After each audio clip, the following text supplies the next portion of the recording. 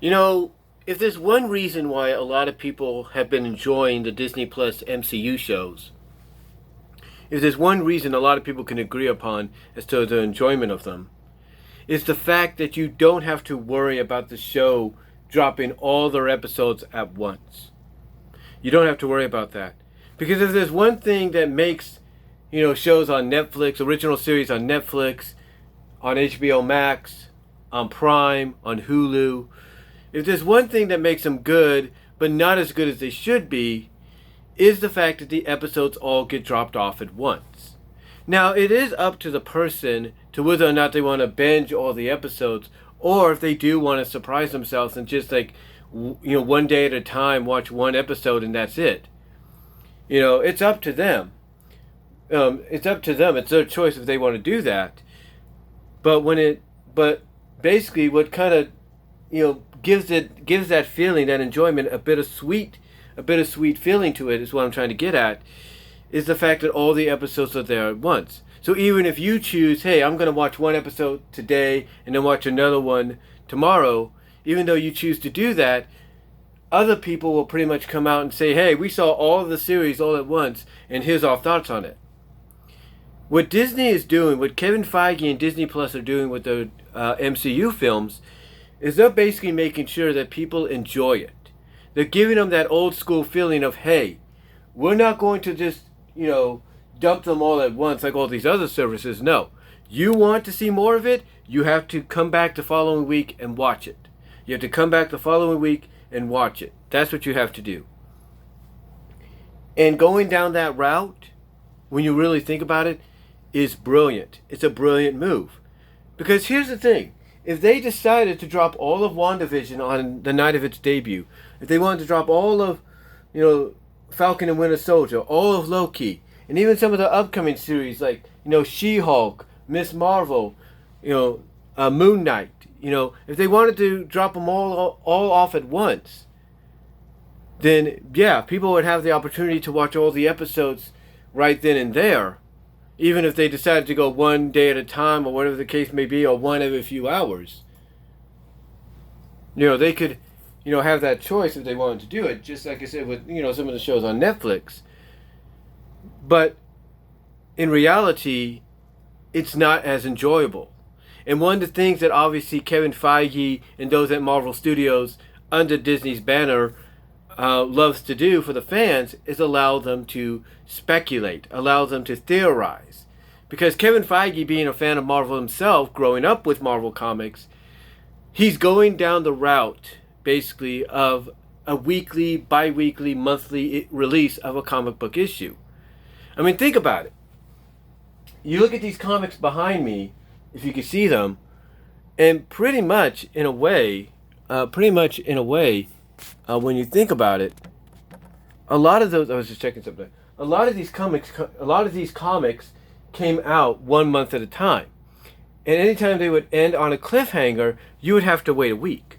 Not a week, but you'd have to wait a month, or at least several weeks before the next issue came out to see what was going to happen next. And that made you theorize and speculate, okay, this is what's, speculate of whether or not this was going to happen or that was going to happen. And that's the approach that Kevin Feige and Marvel Studios and Disney Plus is taking with these MCU series. They're making you wait, even if by a week, making you wait for the next episode to see what happens next. And during that time, make you speculate and guess exactly what, the next episode will be like, what it's going to lead to. And potentially while you're speculating what the next episode could be like, you're also speculating what the end result will be. And we saw a lot of this occur with WandaVision, Falcon and Winter Soldier, and now we're seeing it with Loki. Heck, I came on here several times and talked about it with WandaVision. John Campea did the same thing. Andre Meadows of Black Nerd Comedy did the same thing. Joe Vargas of Angry Joe Show, 3C Films, Cinema Blend. All these people and many more would come out and give their own speculations, their own theories as to what not only the next episode would have, but what the end result at the end of all these episodes, whether they were 6 or 8 episodes or whatever the case may be, what the end result was going to lead us to. What would be the next step after it's all said and done. And by taking the approach that they've been taking by releasing one episode a week, it's helping people speculate, not only what that next episode can contain, but what the overall connection of the series is going to have to the MCU. I mean, when we looked at WandaVision, everybody pretty much said that, yeah, this is going to have a connection to Spider-Man No Way Home and Multiverse of Madness Doctor Strange #2. But we were always curious, okay, how is that going to be? How are we going to get that connection? Is the next episode after the one we just saw going to give us more ideas as to what that connection could be? Or, are we going to get our full explanation, our full theorizing speculation at the end of it? We kept wondering and guessing, and even though we kind of have an idea of exactly how it's all going to play into Spider-Man and then Doctor Strange at the end of the series, even though we pretty much have an idea of what we're going to be in store for, we're still speculating as to what other clues in WandaVision, Easter eggs, if you will, are kind of alluding at, or kind of hinting at and cluing us in as to what's to come in those future movies. The same with Falcon and Winter Soldier. A lot of the stuff that's happening there, it's pretty much hinting to us of something bigger down the line. And the same now with Loki and the time variants, the TVA. Something, because here's the thing, when you have Loki himself see a bunch of Infinity Stones, and the person that shows him that says, oh yeah, we just use them as paperweights. And you have Loki himself realize, holy crap, these guys are freaking more powerful than I can even think of. Then that obviously should tell you that there's a connection somewhat down the line with future movies. Whether it is Doctor Strange, whether it is Spider-Man, whether it's Eternals, who knows?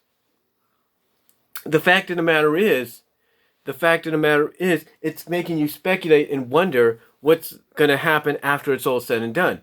I mean, with the ending of episode 2, with Loki following this lady Loki, if you will, into this time portal, and try to find out what's going on, whether she is Lady Loki or she's the Marvel version of Enchantress, it makes you wonder, okay, what are we going to find out here? And what is this going to connect to in the future? I already know that some people are pretty much connecting this Loki series to not only Thor, Love and Thunder, but also to Eternals. Like, they feel that there's going to be a connection between both movies when it comes to Loki. How that connection is, we don't know. We don't really know, but we'll have to see. We'll have to wait and see. But again, when you really think about it, if you got to give credit to Disney Plus for anything, give them credit for anything, it's the fact that they know how to get people anticipating and hyped up for what's to come. Because they don't go the now more formulaic route and direction of just throwing all the episodes down at once. No, they're going the old school way of one episode a week, and they're doing it not just because that's how it was in the past with regular broadcast television, but they're doing it because, just like comic books, when they leave you on a cliffhanger, you always have to wait a month later or a few weeks later before you find out the conclusion or find out what's going to happen next. And they're doing that brilliantly with these. They and Kevin Feige, I should say, are doing that brilliantly with these MCU films. And I love it. I love it. I'm sure, and I'm definitely sure a lot of you love it. Because again, it makes you speculate and wonder what's going to happen next. It really does. It makes you speculate and wonder how it's going to connect. Like, what clues in the next episode of Loki are we going to get to see what movies it can connect to? Is it going to connect? Are we going to get clues that it's going to have a connection to Guardians 3? Are we going to have clues that it's going to have a connection to Thor, Love and Thunder? Are we going to have connections that are we going to have clues that it's connected to Eternals? Heck, are we going to get clues that it might be connected to Black Widow? We don't know. We don't know. And that's the greatness of it. That is the greatness of what Disney Plus is doing, along with Kevin Feige, when it comes to these MCU films. Because they know that, if they just dump the episodes all at once, yeah, people could still choose to watch one episode one day at a time, so they don't get spoiled by watching them all at once.